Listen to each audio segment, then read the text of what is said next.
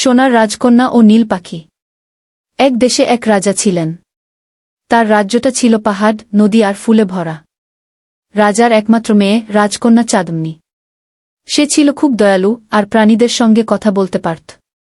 একদিন রাজকন্যা বাগানে হাঁটতে গিয়ে একটি নীল পাখিকে কাঁদতে দেখল। পাখিটি বলল, এক দুষ্ট জাদুকর আমার ডানা বেঁধে রেখেছে।